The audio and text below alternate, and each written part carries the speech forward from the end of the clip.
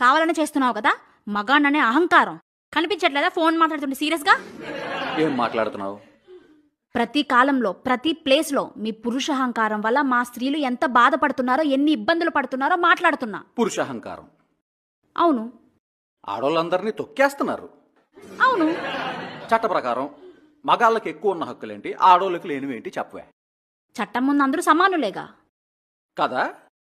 City bus ఎక్కేవనుకో, స్త్రీలను గౌరవించడం మన సాంప్రదాయం, వారికి కేటాయించిన సీట్లలో వారినే కూర్చొనిద్దామని రాసి ఉంటుంది. పురుషుల్ని గౌరవించడం సాంప్రదాయం అని ఎక్కడన్నా రాసి ఉంటుంది?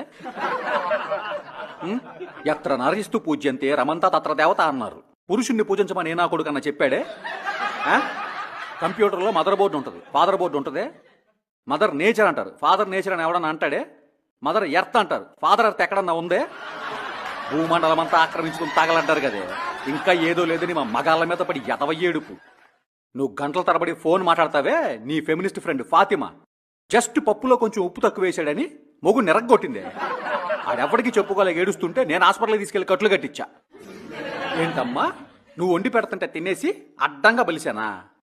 ఇందులో ఏది షుగరో, ఏది సాల్టు, ఏది పప్పు, ఏది పసుపో చెప్పవే. కిచెన్ స్పెల్లింగ్ తెలుసా నీకు?